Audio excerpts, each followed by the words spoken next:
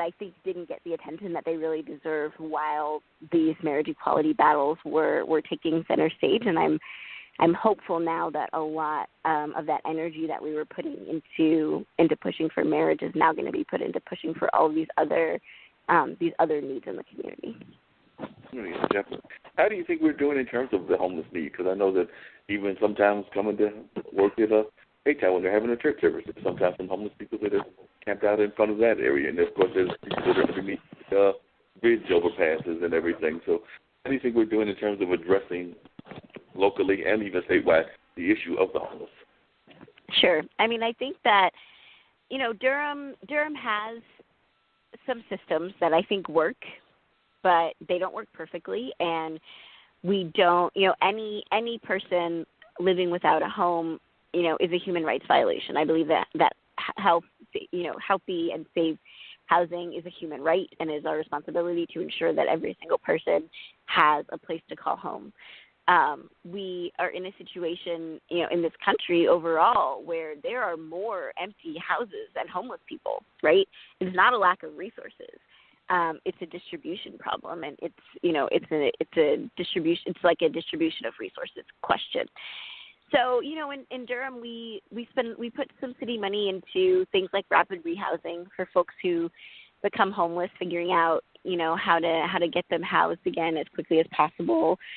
We get federal money for that, and we also have city money, penny for housing money that we use to rapidly rehouse people. We have transitional housing. We have permanent supportive housing for veterans specifically, housing for families.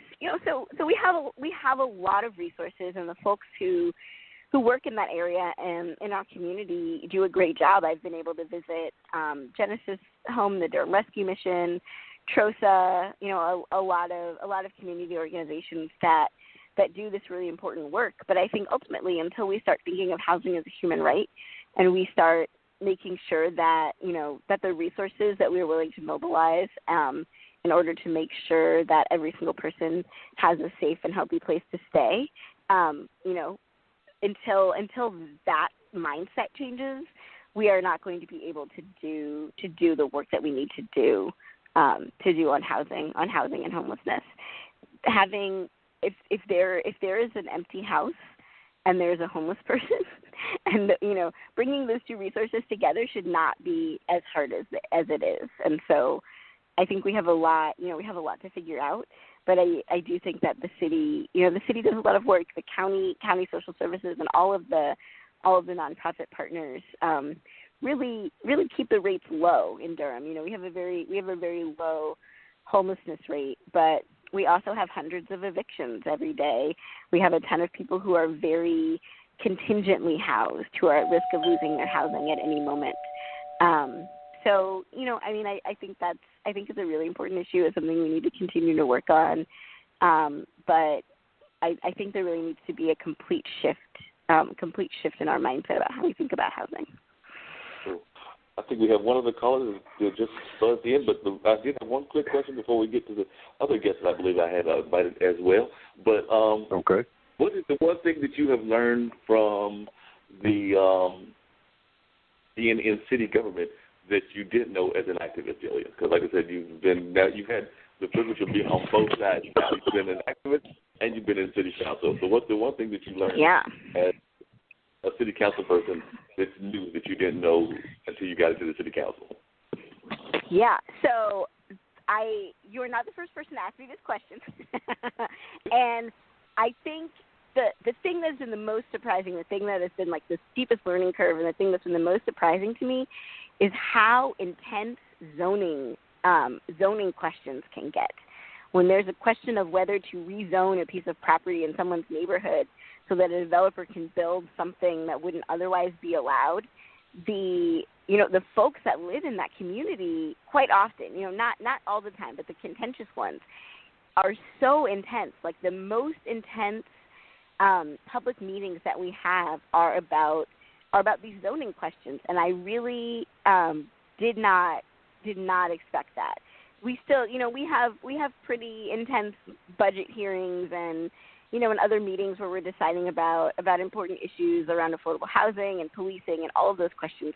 But the number of people that come to city council to be heard at zoning public hearings is more than anything else in the city. And I think that that is something that I just had no idea was the case. And is very it's very important to folks, how land gets used in their neighborhoods. And I think it's really important questions. But yeah, people will turn out for a zoning public hearing in ways that I had no idea were going to happen. Definitely. Well, I definitely appreciate you being on the show, Jillian. And if you'll stick around on the phone for a minute, I also have invited Sonia White, who's actually trying to start a veterans program in South Carolina, to be on the call. Great. Thanks. On the other phone, but if you stick around and listen to us a little bit, and we may even bring you back into the conversation some more. You can stay on the phone for a while. I can. Thanks, Mark. Thanks for having me. No problem. Steve? Hello. Yes, sir. Hello. Is this Sonia? Yep. Yes, it is. How are you? I'm doing good, Sonia. I was just talking to Jillian Johnson, our city council, one of our city council people here in Durham. We were having a long conversation about some of the issues that are going on in society, but you were actually tackling an issue yourself. And you talked through the wonders of social media.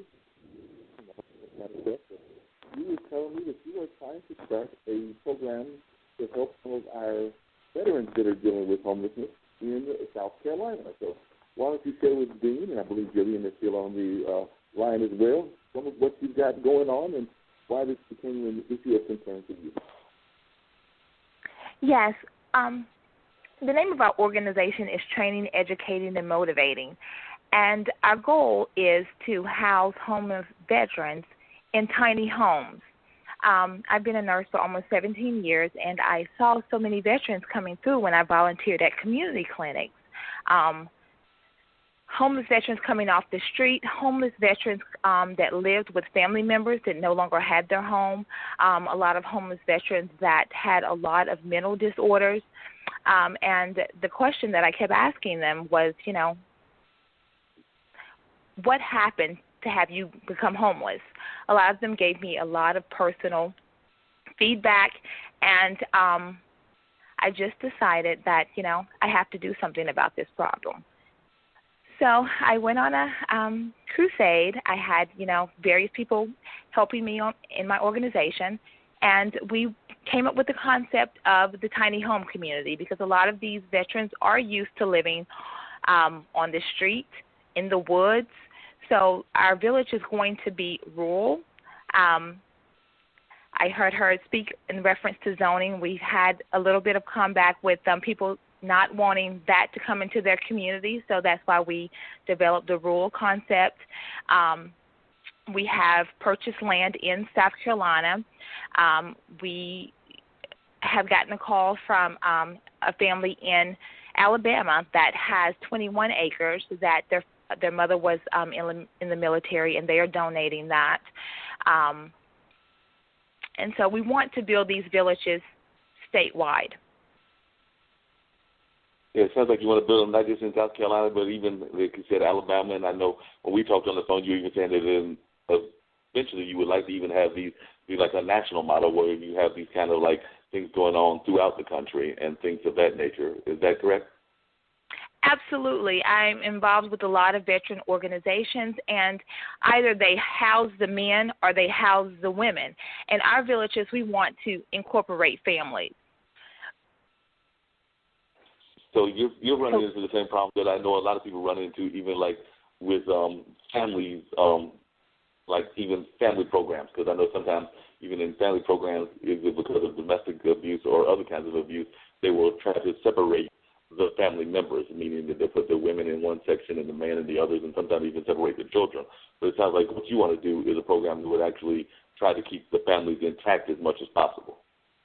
Yes, sir, absolutely. We're going to have a community center in the center of our village that will address, we'll have psychiatrists, psychologist. We'll have an activities director. We'll have different groups from the community coming out and interacting with the veterans and their families. We're going to keep them active. We want to have a community bus that takes them off the campus to activities. We've connected with different business owners and different community colleges that will teach them a trade so that they will earn a regular wage instead of minimum wage.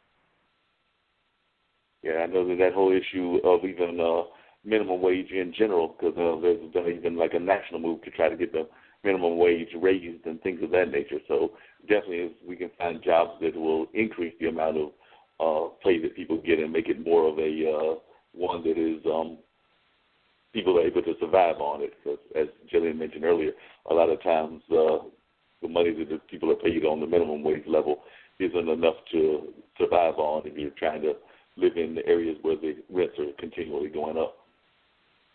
Absolutely.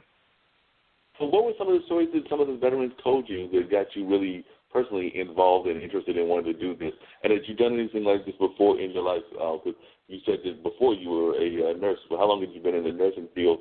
And exactly if you could just share a little bit more as to how you became more involved with the veterans and this became like a personal appeal to you. Oh, yes, absolutely. I've been a nurse almost 17 years. I've done a lot of volunteer work. I've done a lot of missions. The stories that they were basically telling me was about the long waits they had at the VA, not being able to get through to caseworkers. Some of them were not service-connected anymore. And that had a big factor on them being able to qualify for housing, to qualify for medical. That's why they were coming through the community clinic in the first place. And then I just went on my own little crusade. I started feeding people on the streets. I started getting people housing. Since the organization started, it's been self-funded. And now we're at a point with, especially after purchasing the land, that we're going to have to reach out to other avenues to be able to really meet the needs beyond, helping here and there. How many people would you say you were initially helping? How many people, when you were just doing it out of your own pocket, how many were you initially helping? In reference to what? Feeding? Feeding. Or Feeding. Oh, my goodness. 20 to 30 a week. I'm actually from Rowan County. If you come under the bridge, there's massive people. If you come out of a certain coffee shop, there's 20 to 30 veterans that are there, with signs that are still in their veteran gear. If you go to Cabarrus County, where my parents lived, there are a lot on park benches. So, I would take bag lunches. I would, take sandwiches. I'm a nurse, so I also do home care around the area. I would see different veterans out there. And so, yeah, 20 to 30 a week. And how many have you placed in the housing so far? I've placed in housing like 5 to 10 because when you talk about putting people in apartments, you talk about the deposit, you talk about the first month's rent, you talk about utilities. There are different avenues that do help. I've contacted over 20-something, and by the middle of the month, a lot of the funding had dried up. I sat with several of them for 3 and 4 hours waiting to get a visit, and they were told around the 13th, the 15th of the month that the money was, no longer available for that month, so I had to foot that bill. So, yeah, you're definitely doing a good job of trying to use your own resources, but that's got to be a drain on your own resources as well. So how are you going about trying to get additional funding to help you make this a reality? You formed the organization, and how many members are in the organization? We have 7 board members. We have an activity director. We have different volunteers now that, through social media and through this phenomenal marketing person that I have now, that people are reaching out because, it is hard because I still work a full-time job. I took a year off to do this, and then now that I'm going back to work, God has blessed. People are calling in. The marketing person is having, volunteers call us, and board members are stepping up to the plate. So it is, taking off. We're reaching out to sponsors. We're reaching out for grants, different investors.